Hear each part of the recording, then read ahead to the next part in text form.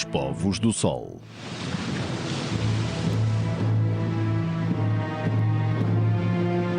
No século XV, os europeus descobriram a América. Chamaram ao continente o Novo Mundo. Mas embora estas terras fossem desconhecidas dos europeus, não tinham nada de novo e tinham sem dúvida uma longa história cheia de prestígio. Sem contacto nenhum com o mundo exterior, os povos indígenas que habitavam estas terras tinham aprendido a viver de modo sedentário, a construir aldeias e depois cidades. Organizaram-se em sociedades cada vez mais complexas. Inventaram formas de governo, desenvolveram conceitos de universo e de vida e criaram religiões. Se alguns povos não deixaram praticamente nenhum vestígios da sua existência, outros deixaram legados magníficos que testemunham a grandeza destes mundos perdidos. Os maias, os aztecas e os incas iluminaram a história de todo um continente.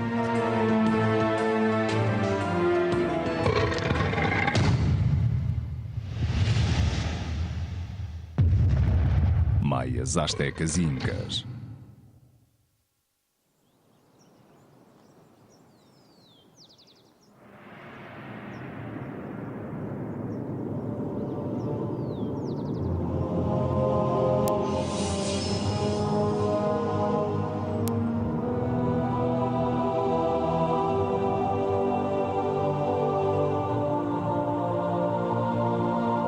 Após a descoberta, o século XVI viu o mito das cidades cheias de ouro atrair a cupidez de numerosos conquistadores espanhóis que viram a América como o seu Eldorado, uma oportunidade para fazer fortuna. A conquista foi violenta. Em apenas alguns anos, os impérios Inca e Azteca caíram, provocando o fim de um mundo. O extraordinário desenvolvimento destas civilizações foi brutalmente interrompido. No século XIX e princípio do século XX, a redescoberta destes mundos motivou novos feitos e aventuras exploratórias. Arriscando a vida, os exploradores aventuraram-se por terras desconhecidas e trouxeram de volta histórias extraordinárias. No meio da selva, por trás de montanhas intransponíveis, jaziam imensas cidades abandonadas. Civilizações incríveis tinham precedido a chegada do homem branco ao continente americano. Os nativos não tinham sido os selvagens que a princípio se pensara. Vestígios majestosos testemunhavam um nível de desenvolvimento altamente avançado e um grau de sofisticação surpreendente.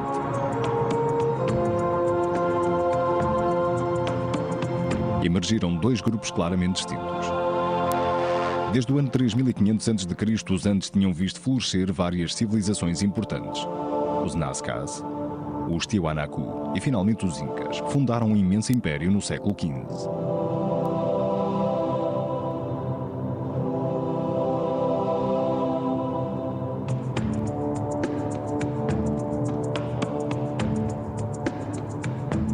Os maias e os aztecas pertencem às civilizações da América Central que partilharam uma cultura comum desde cerca do ano 2500 a.C.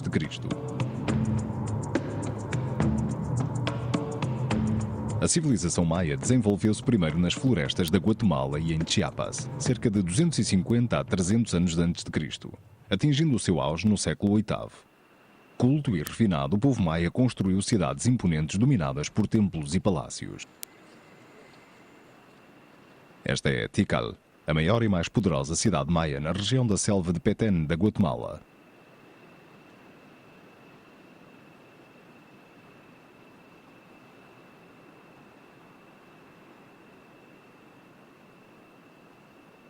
Tikal dispunha dos templos mais elevados construídos durante a Era Maia, chegando o mais alto a atingir 70 metros. As ruínas acinzentadas que hoje podemos admirar mal conseguem refletir o esplendor da antiga cidade. A reconstituição da praça principal de Tikal permite-nos descobrir uma cidade em que prevalece a cor vermelha.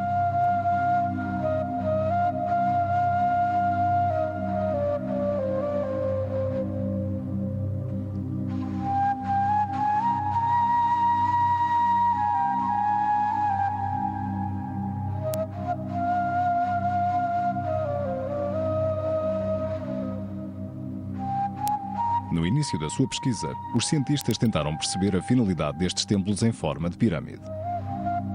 Não eram necessariamente dedicados a deuses. Muitos foram construídos para glória e adoração de reis. Nos anos 50 do século XX, nas profundezas deste túnel, os arqueólogos descobriram uma câmara fúnebre. Lá dentro estava o esqueleto de um homem, coberto por joias de jade, o símbolo maia da vida e da imortalidade. Trata-se do rei Yaso Chankawil, que governou Tikal até ao ano 734 a.C. Tal como os faraós egípcios, os reis maias eram sepultados dentro de pirâmides e organizavam o seu próprio culto de veneração.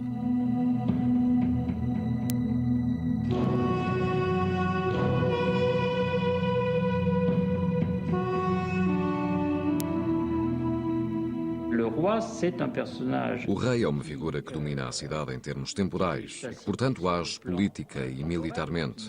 Mas, ao mesmo tempo, e durante o período clássico, isto era incontestável. Era o líder espiritual da comunidade e do seu território.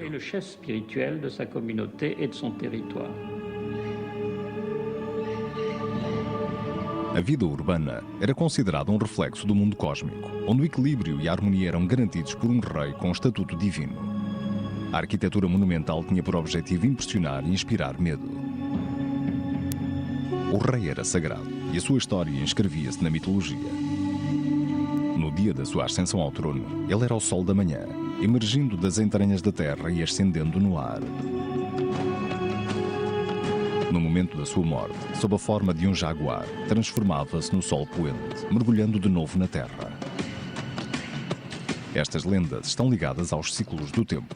Os maias eram grandes observadores do céu e dos movimentos celestes.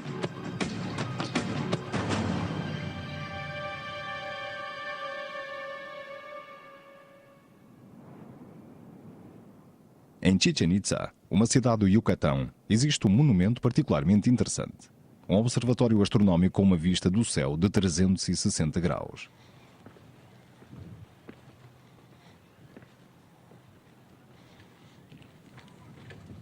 O arqueólogo Ed Barnhart, um especialista na civilização maia da Universidade de Austin, no Texas, estudou este monumento excepcional que revela a extraordinária compreensão dos ciclos do tempo por parte dos sacerdotes maias.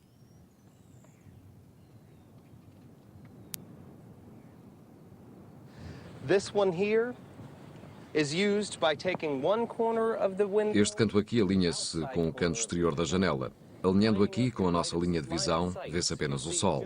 É exatamente este-oeste no equinócio moderno. Deste lado, afastamo-nos 27 graus diretamente para o local onde Vênus aparece no seu ponto norte mais longínquo do horizonte.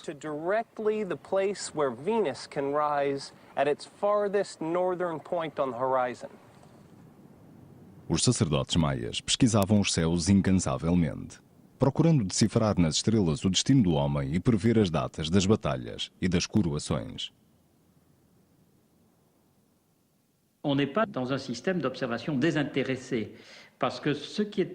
Este não é um mero sistema de observação. O que está em jogo é observar acontecimentos atuais e do passado, de modo a imaginar aquilo que o amanhã poderá trazer e a integração de todos estes acontecimentos em ciclos. Porque a visão do tempo para eles, tal como para outros povos da América Central, é inteiramente cíclica. Alguns ciclos têm tendência a repetir-se e é provável que o tempo um dia seja interrompido. Por isso é preciso ter uma visão clara, em especial à noite, de todos estes acontecimentos que nos podem remeter para o nosso futuro possível. Nocturne, que nos enseigne sur l'avenir possible.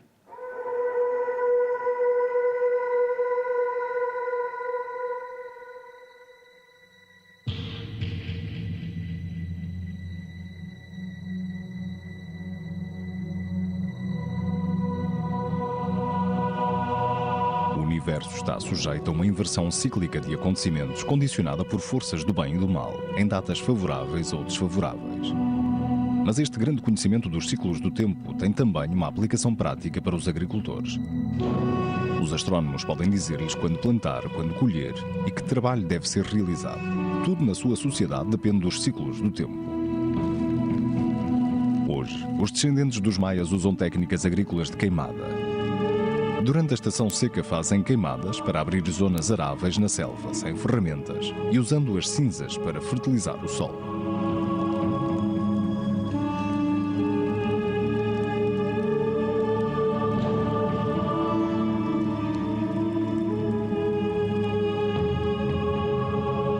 Durante muitos milhares de anos, o milho foi o alimento básico destas regiões da América Central. Foi cultivado aqui pela primeira vez há cerca de 5.000 anos.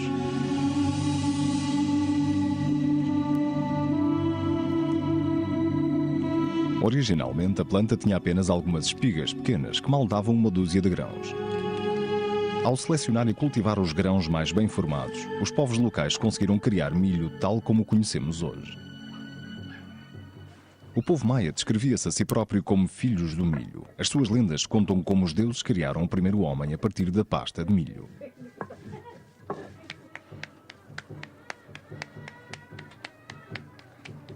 A presença destas famílias hoje, exatamente no mesmo local onde cerca de 70.000 dos seus antepassados viveram em tempos, levanta uma série de questões. Como é que a antiga população maia conseguia viver em vastas comunidades, quando este meio ambiente natural hoje permite apenas a sobrevivência de alguns pequenos grupos de pessoas? A agricultura de queimadas também levanta um problema difícil. O solo rapidamente se esgota quando não o deixam ficar em pousio. Os maias dominavam várias técnicas agrícolas que lhes davam produções maiores do que hoje, mas estas eram ainda limitadas. No século VIII, as cidades maias cresciam consideravelmente. O aumento da população fez-los exceder as suas capacidades de produção, levando assim a períodos de fome.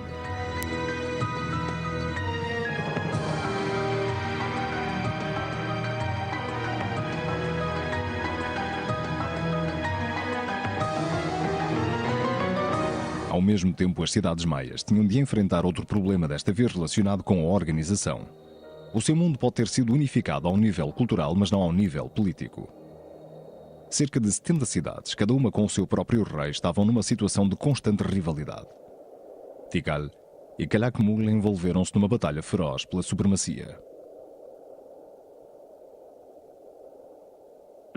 O sistema era certamente muito ativo, inteligente e eficiente, mas em alguns casos era também potencialmente muito frágil.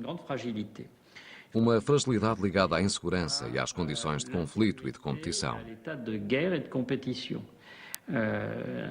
Em certas zonas, sem dúvida, desapareciam as povoações porque eles exterminavam-se uns aos outros. Outros locais eram invadidos por forasteiros hostis e, mesmo nesses casos, as populações não tinham tempo para bater em retirada ou para levar consigo os seus pertences valiosos.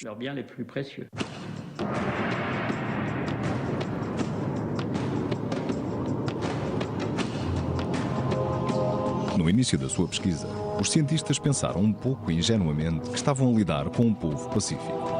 Hoje sabem que não se tratava disso. Pelo contrário, os povos maias andavam frequentemente em guerra.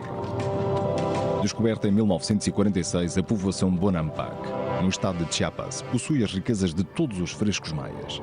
Representa um rei Chuamuan, que governou Bonampak no final do século VIII. Estas pinturas ilustram a hostilidade endémica que dividiu o território maia num grande número de reinos rivais, cada um procurando alargar a sua zona de influência, fortalecer o poder político e aumentar a sua riqueza. Num contexto de escassez de recursos, estas lutas fratricidas aceleravam o falecimento coletivo. Após o século IX, não seriam entalhadas e inscritas mais estelas, nem se construiriam mais monumentos. Muitos locais ostentam vestígios do conflito e da destruição. Em apenas alguns anos, este mundo ruiu e desapareceu.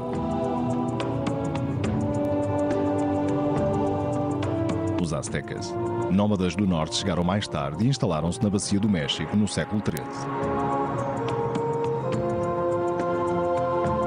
Impressionados pelas pirâmides monumentais de Teotihuacan, abandonadas durante séculos, imaginaram que a cidade tinha sido obra dos deuses. Ainda hoje não sabemos que povo construiu esta cidade.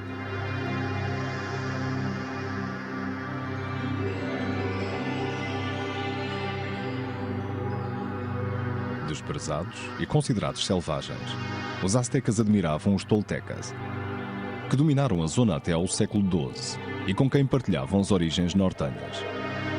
Os aztecas procuravam uma identidade e, juntamente com o desejo de se instalarem, encontraram uma civilização extraordinária que refletia a anterior a eles e aos seus costumes nómadas e valores guerreiros.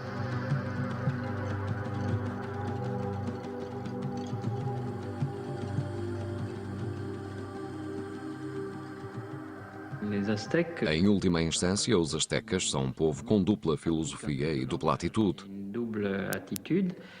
Nós somos os herdeiros e os sucessores dos nossos predecessores, em especial dos mais famosos de todos eles, os toltecas.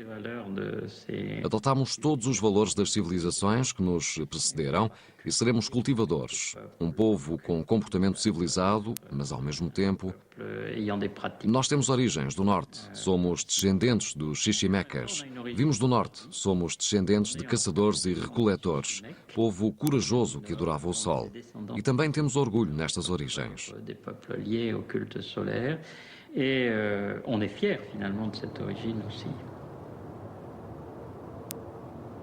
A cidade do México foi construída sobre as ruínas de Tenochtitlan, a capital azteca, depois de ter sido destruída pelos espanhóis. Não é fácil hoje em dia, por entre uma selva urbana de 20 milhões de almas, encontrar aqui vestígios da presença dos aztecas. A surpresa chegou em 1978. Na altura, a Câmara Municipal estava a planear construir uma rede metropolitana. Quando começaram as escavações, os trabalhadores encontraram alguns objetos estranhos.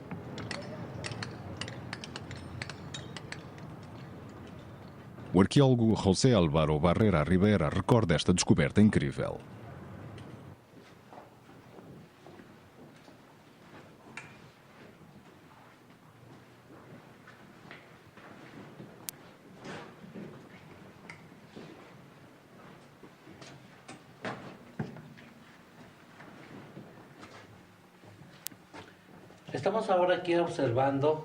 Estamos neste momento exatamente por baixo do Santuário do Templo do Sol.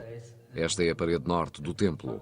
O templo foi dedicado ao deus do sol, Tonatiuh.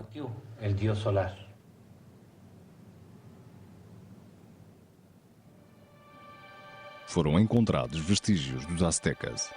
Os espanhóis construíram a nova catedral da cidade sobre as ruínas do coração sagrado da antiga capital azteca. Tinham sido construídos aqui uma dúzia de templos. Os arqueólogos conseguiram reconstruir a história do mais importante deles, o Grande Templo. Tal como as pirâmides maias, foi construído em várias fases sucessivas. As ruínas permitiram revelar o seu passado e a história da cidade.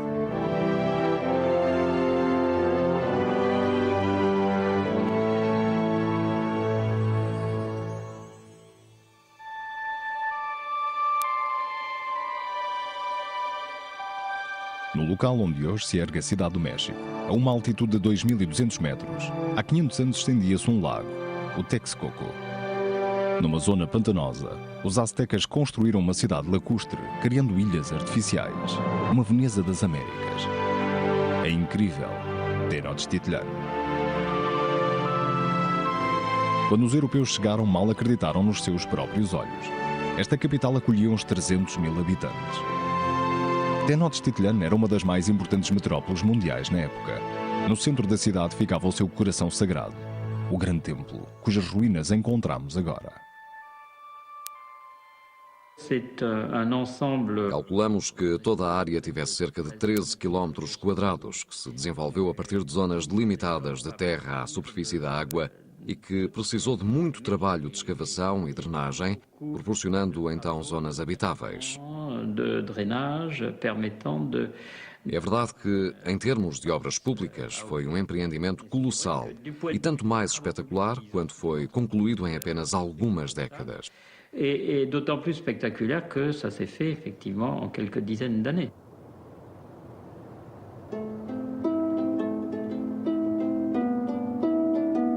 Os aztecas, que se instalaram nesta região pantanosa, tinham muito pouca terra arável, mas conseguiram tirar vantagem máxima do ambiente para alimentar as centenas de milhares que viviam na capital.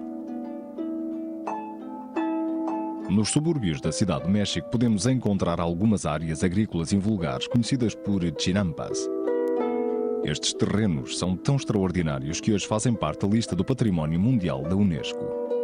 A sua preservação permite-nos viajar no tempo e descobrir o segredo dos aztecas. Uma chinampa é uma zona arável composta por canais e ilhas artificiais. Os camponeses mexicanos conservam ainda hoje a sua preciosa herança azteca e continuam a trabalhar a terra à maneira ancestral, criando estas jangadas de terra. Iban haciendo esto lo iban haciendo, mire. Fazemos assim, quando a lama seca, fica muito dura. Aplicamos muita lama, de modo que os galhos desaparecem. E depois outra camada, e depois outra ainda. Quando tudo está seco, temos uma chinampa. Outra capa disto. E assim foram amarrándolas e foram haciendo los terrenos.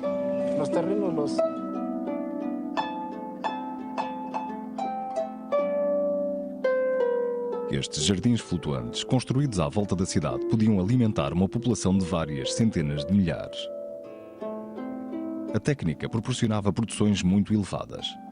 A riqueza do solo e a presença abundante da água e do sol garantiam 4 colheitas por ano, variando o cultivo e as quantidades de água e de lama. Em geral, a agricultura nas chinampas duplicava as colheitas de um determinado terreno.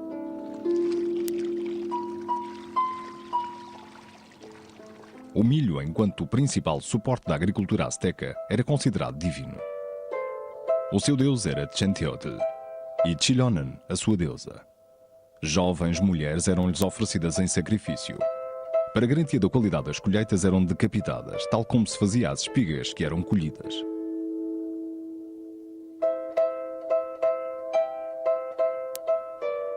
Durante muito tempo realizaram sacrifícios humanos por toda a América Central, mas com os aztecas tornaram-se uma obsessão. Quando os conquistadores entraram pela primeira vez na grande praça de Tenochtitlan, ficaram horrorizados ao ver os degraus do grande templo banhados de sangue.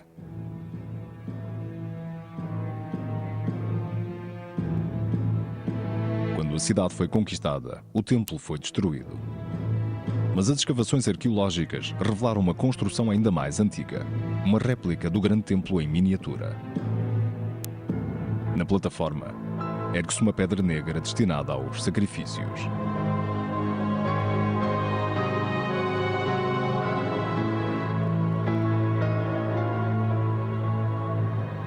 O tipo mais comum de sacrifício consistia na extração do coração. A vítima era deitada sobre a pedra dos sacrifícios, agarrada por 4 homens.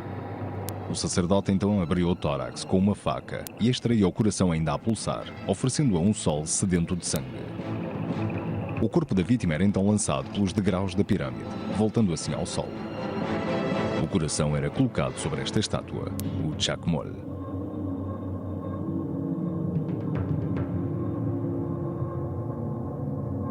A explicação para estes rios de sangue está inscrita na Pedra do Sol. Esta escultura de 3 metros e 60 centímetros de altura, que pesa 20 toneladas, é um calendário que marca o desaparecimento de 4 sóis devido a cataclismos. O nosso Sol, o quinto, também está em perigo. Apareceu pela primeira vez através do autossacrifício de um deus. Deitou fogo a si próprio e reapareceu transformado numa estrela.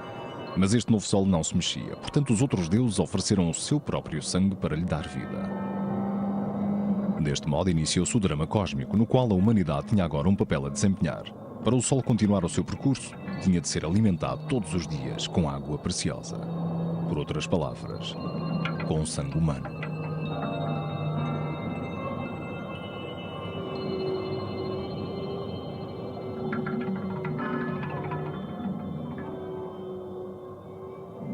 Em primeiro lugar, é verdade que a ideologia asteca relativamente aos sacrifícios humanos é muito forte. É um aspecto marcante na construção da sua identidade e no papel que atribuíram a si próprios.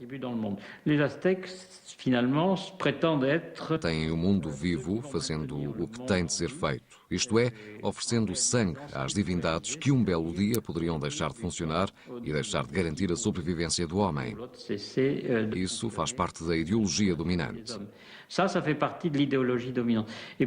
E finalmente penso também que é um sucesso de um sistema político e a expansão de um império que conduz a este tipo de sacrifícios excessivos a que assistimos em certas épocas.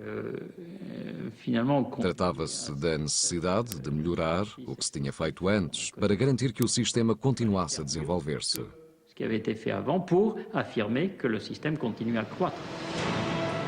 Em 1487, o imperador Huitzilopochtli comemorou a renovação do Grande Templo. A cerimónia foi aterrorizadora. No altar de sacrifícios, os sacerdotes abriram o peito de uma sucessão infindável de cativos. A inauguração tirou a vida a 10.000 pessoas, talvez mais. O Império estava no auge do seu poder. Em 1440, os aztecas tinham lançado largas campanhas de expansão, conquistando pela força as tribos que viviam no Planalto mexicano. Em 1520 dominavam um império que se estendia por 200.000 quilómetros quadrados. Nas vésperas da invasão espanhola incluía 38 províncias diferentes, cada uma obrigada a pagar elevados tributos. Os aztecas impunham o seu domínio através do terror. O que interessa aos astecas, e o que está na base da sua grandiosa arquitetura que representa o Império, é o controlo de vários territórios para cobrar tributos, para obter riquezas e reconhecimento como autoridade superior. Não se trata de se apoderarem fisicamente desses bens materiais. Subsequentes deslocações e colonizações das populações, abrangendo uma área absolutamente colossal. E avec déplacement de population, colonisation, etc., de toute une surface absolument colossale. C'est plutôt, donc... Trata-se antes de empreendimentos guerreiros, em que promovem mesmo a guerra, ou em muitos casos se contentam em ameaçar, de modo a obter a submissão de um certo número de territórios que depois aderem ao sistema imperial. D'un certain nombre de territoires qui rentrent dans le système impérial. Ao fazê-lo, reconhecem a autoridade suprema de Tenochtitlan, reconhecem a autoridade suprema de Tlatoani, do imperador, reconhecem a importância fundamental de uma divindade, o guardião divino dos astecas, o Huitzilopochtli, o deus do sol. Mas, ao mesmo tempo, em certa medida, têm o direito de continuar a tratar dos seus negócios, desde que continuem a garantir esse reconhecimento e o pagamento dos seus tributos.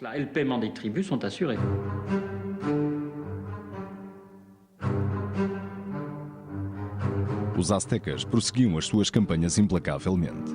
Nas linhas da frente estavam os guerreiros mais valorosos, que pertenciam a cavalarias de prestígio, como a elite da águia, cujos capacetes tinham a forma da cabeça de uma águia.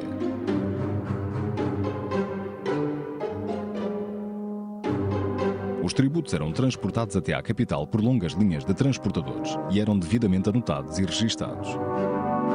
Em vários manuscritos foram encontrados vestígios dessas contas. Toneladas de alimentos, algodão, têxteis, penas ornamentais e uma quantidade impressionante de objetos preciosos constituíam o resgate que os súbditos do Império pagavam todos os anos. As pessoas não tinham direitos nenhuns, a não ser trabalhar para os novos senhores, ver-se reduzidas à escravatura ou tornar-se vítimas de sacrifícios. A rápida expansão do Império ao longo de 2 séculos mal podia esconder as tensões internas subjacentes. Tenochtitlan era um mostruário dos aztecas e o seu poderoso domínio exigia um preço elevado.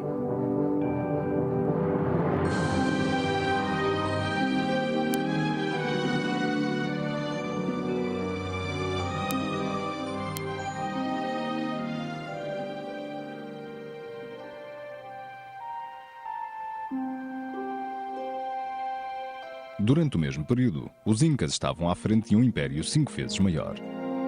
Estendia-se por cerca de 4.000 quilómetros, desde o Equador até ao Chile de hoje, abrangendo 950.000 quilómetros quadrados. O povo Inca concebeu um sistema organizativo capaz de governar este vasto território, constituído por todo um aglomerado de diferentes tribos.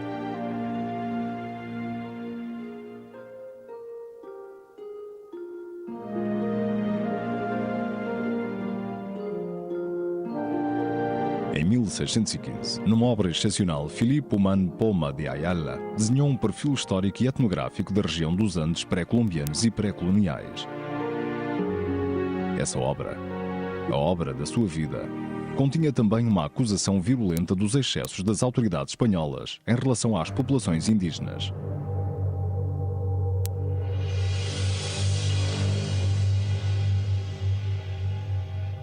Estas crónicas fazem parte de um raro testemunho relativo à originalidade e à organização dos Incas, uma palavra que significa ao mesmo tempo o rei do seu povo.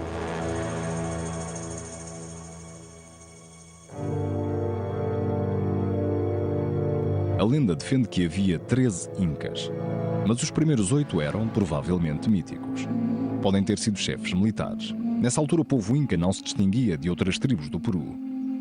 Com o 9º Inca começa verdadeiramente a sua história. O poderio Inca cresceu e em breve ultrapassou o poder de um pequeno Estado. Homem de grandes capacidades militares, Pachacuti iniciou a impressionante expansão do Império Inca. A norte conquistou o reino de Chino. A sul avançou até ao Vale Nazca, abrindo uma nova era de conquista. Juntou umas 500 tribos dos Andes num único Estado. Houve uma verdadeira tentativa de, a partir de uma autoridade central, harmonizar no seio de um império uma ampla variedade de entidades claramente muito diferentes. Essas diferenças acentuaram-se ainda mais quando o império se alargou para sul, desde a Colômbia até a Argentina e ao Chile, abrangendo um número de regiões que eram geográfica e ecologicamente extremamente diversas.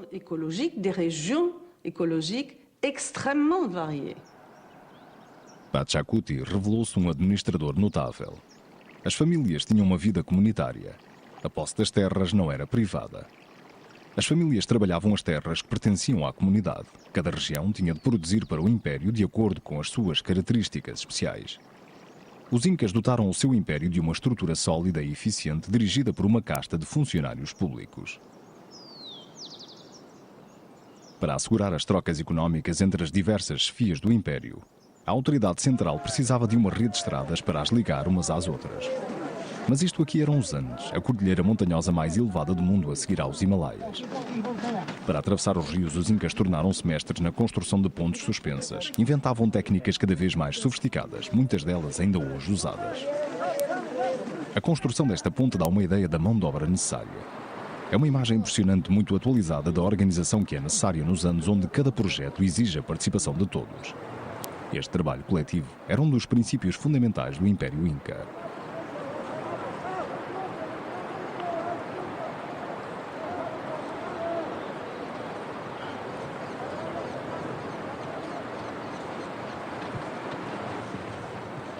A vasta rede de estradas chamava-se Capacnan.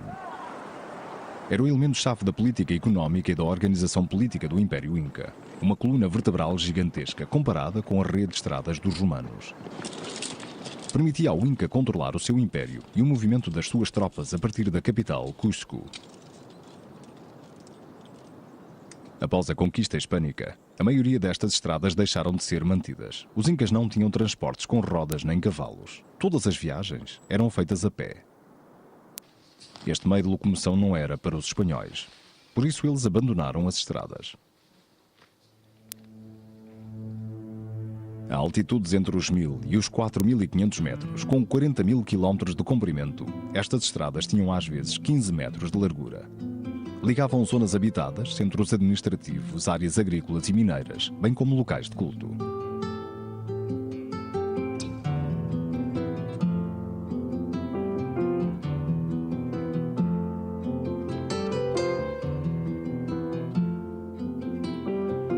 A rede de estradas dos Incas proporcionou a unificação deste imenso império, decididamente um dos mais bem organizados.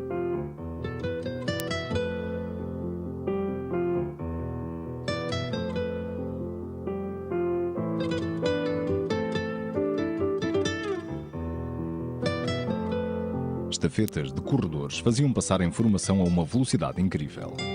Partindo do Palácio do Inca, eles conseguiam alcançar os limites do Império em 2 dias. Os Incas não tinham escrita. Para compensar esta falha, desenvolveram um sistema original usando este objeto, o quipu, feito de vários fios coloridos e com nós. Cada cor e cada comprimento tinham um significado codificado, simbolizando um número, uma data ou um tipo de produto. Os quipus permitiam gerir as finanças públicas com bastante eficácia. A economia era controlada através de vários intermediários. As povoações locais, através dos seus chefes, eram obrigadas a recolher os impostos e a organizar a mita, o trabalho obrigatório dos Anturruna, aqueles que tinham de pagar os tributos. Isto representava o primeiro elo da cadeia. Mas o Inca impunha todo um sistema administrativo aos povoados.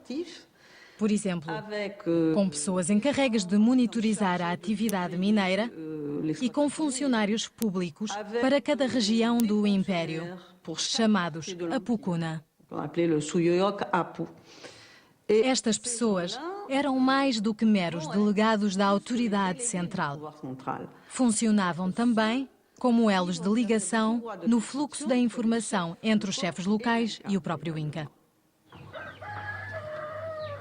Em algumas aldeias dos Andes, ainda hoje se encontram vestígios deste extraordinário sistema.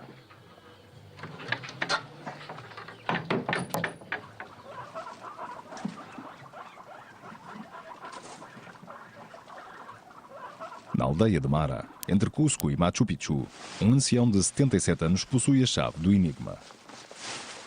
Palino Chinchi Roca é descendente de uma família nobre a quem foram concedidos certos privilégios que lhe permitem trabalhar numa mina de sal. Um documento do século XVII confirma este privilégio que vem desde a administração colonial. Chinchi Roca. Chinchi Roca é o nome da minha família e também do segundo Inca. Significa o Senhor das Pedras. O Inca ensinou os homens a encontrar sal e a usá-lo. O Inca já ha ensinado a comer com salsito, com qualquer, todo lo han ensinado o Inca já. Ele caminhava dentro do cerro também, então por la tierra também por encima. Depois disso, construiu estradas por todo o lado, para serem usadas por todos. Por todo o Império.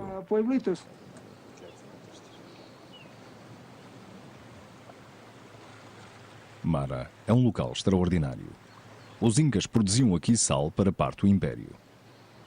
Encontraram um fenómeno geográfico invulgar, uma nascente de água salgada. Através de uma sucessão de sulcálculos, a água evapora-se, deixando o sal, que é particularmente escasso nas montanhas. De Mara estendiam-se estradas em todas as direções, fornecendo várias regiões vizinhas. Em tempos, o local desfrutou de uma importância especial que agora se perdeu. As minas de sal de Mara também engrandeceram a imagem de todo-poderoso dos imperadores. Era por causa do sol. Graças ao sol. Os Incas adoravam o sol.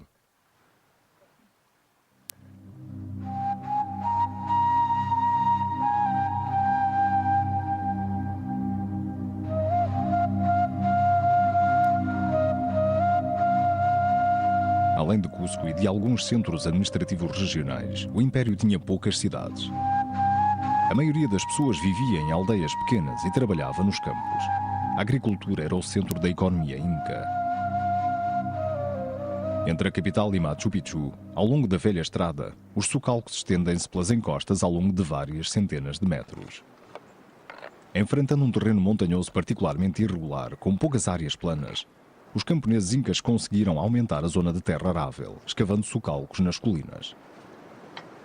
Empregando esforços monumentais, construíram muros de pedra para segurar o solo em camadas, o que dá às montanhas a aparência de um lance de escada gigantesco. Dos Andes ainda vivem ao ritmo da sua faina agrícola. Algumas plantas, como o milho, requerem um clima quente e úmido, mas outras, como as batatas, dão-se bem nas terras altas. Os camponeses sabem como explorar as diferenças climáticas entre os vales e os picos para cultivar espécies que normalmente não se encontrariam na mesma região. Estes sulcálculos, hoje em dia mais ou menos abandonados, dão uma imagem tenue da verdadeira opulência do passado. Parece que o Peru de hoje mal consegue igualar aquilo que o Império Inca produziu há tantos séculos.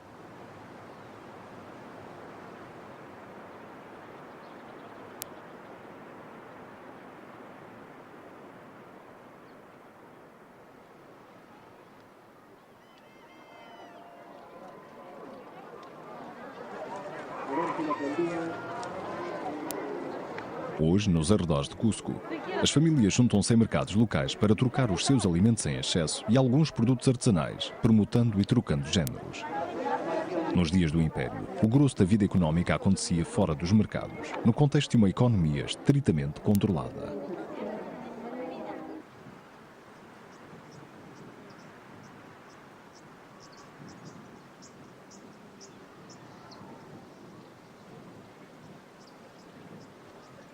Estas construções, conhecidas por colcas, eram armazéns dirigidos pelo Estado. Quando os espanhóis chegaram, estavam cheios de alimentos e objetos do dia-a-dia. Materiais e ferramentas. Tudo o que uma sociedade precisava para viver e para enfrentar tempos mais difíceis. O sistema permitia à população viver em condições aceitáveis. No topo da pirâmide estava o Inca, considerado um descendente direto de Inti, o deus Sol. Ele assumia todos os poderes políticos e económicos, mas a sua legitimidade era basicamente religiosa. O Inca era um ser sagrado, que encenava a sua própria origem divina.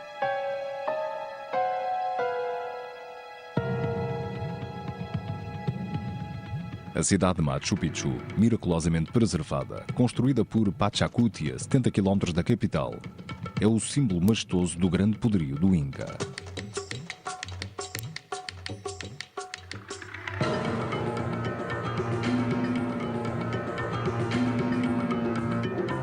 Os Incas sonhavam com a grandeza.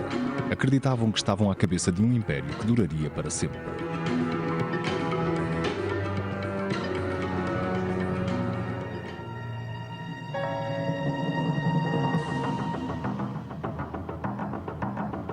Oitenta anos após o reinado de Pachacuti, os conquistadores descobriram os Andes. O líder era Francisco Pizarro.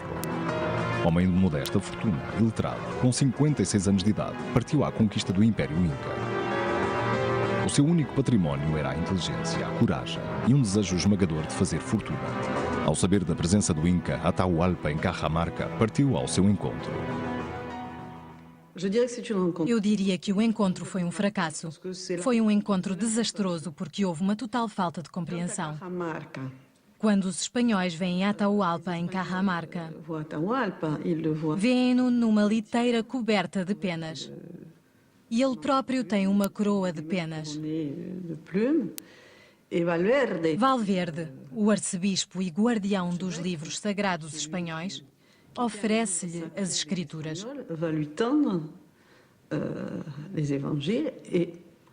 Como o Inca nunca tinha visto um livro, pega nele, olha para ele e atira-o para o lado. Isso foi, obviamente, ofensivo para os espanhóis, que, do seu ponto de vista, tinham vindo também para evangelizar. Este mal-entendido foi desculpa suficiente para os espanhóis massacrarem uma boa parte da aristocracia inca que estava presente. Atahualpa foi feito prisioneiro. Pizarro exigiu um enorme resgate em ouro, que foi pago imediatamente. Mas a transação era duvidosa.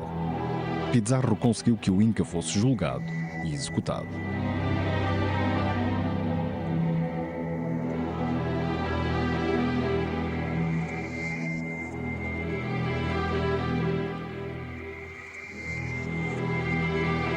Enfrentando um império dividido e sem comando, Pizarro dominou a resistência dos Incas. Acabou. Os espanhóis eram os novos senhores dos Andes. Os anos que se seguiram à conquista espanhola foram trágicos para os Incas. Devastados por armamento moderno e escravizados, assistiram ao colapso do seu mundo. Massacrados, pilhados e torturados, os índios foram tratados como seres inferiores, destituídos das suas terras e condenados a uma vida de miséria e humilhação.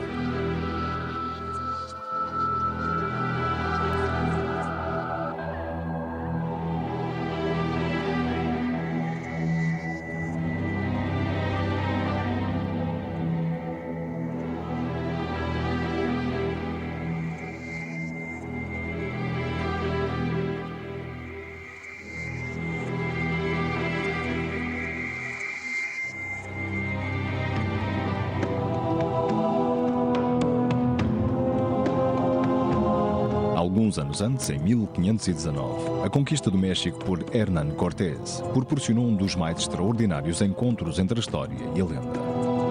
Para os aztecas, o ano de 1519 coincidiu exatamente com o ano em que o seu lendário calendário previa o regresso de Quetzalcoatl, a divina serpente emplumada. No Palácio Presidencial da Cidade do México, os frescos de Diego de Rivera relatam este episódio da história do país, em que se pôs fim a um mundo em apenas alguns meses.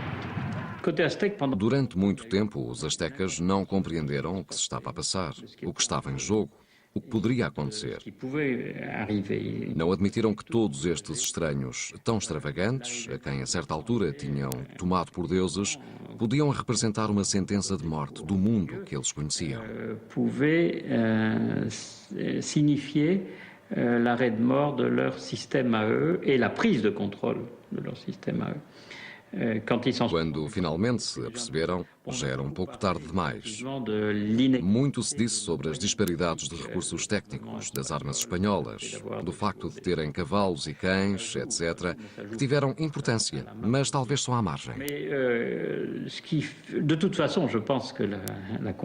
De qualquer modo, mais cedo ou mais tarde, aquela parte do mundo tinha sido descoberta e a coroa espanhola e todos os que a representavam estavam determinados a instalar-se ali e a conquistar estes novos horizontes. O que certamente desempenhou um papel principal e que explica o modo como as coisas aconteceram no México foi a enorme inteligência do líder, Cortés. Ele compreendeu rapidamente que o Império era frágil, que havia adversários internos e populações inteiras contra o Império. E então reforçou a sua meia dúzia de homens com tropas auxiliares, às dezenas de milhares que constituíram os seus batalhões nos momentos decisivos. Dizaines de milliers. Et donc on fournit le gros des bataillons au moment décisif.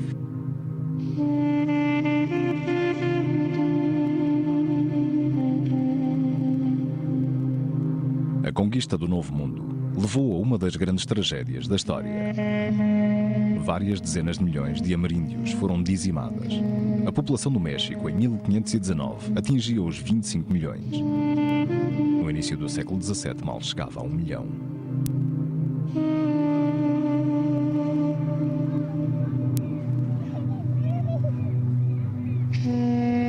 Quase 500 anos após estes acontecimentos devastadores no México e na Guatemala, numerosas comunidades ameríndias preservaram as tradições e as crenças dos seus antepassados.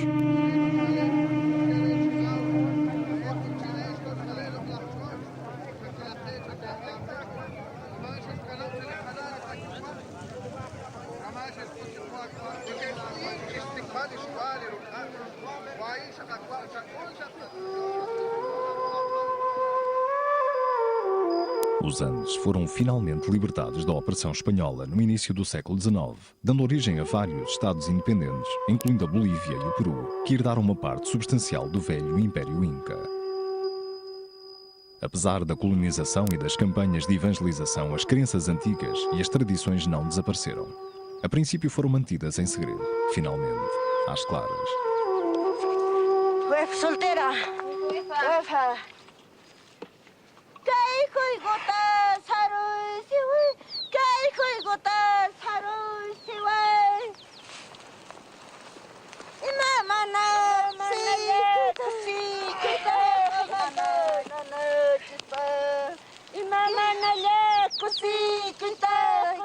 Estes povos da América recordam com orgulho o seu passado glorioso e prosseguem uma longa história que é apenas sua.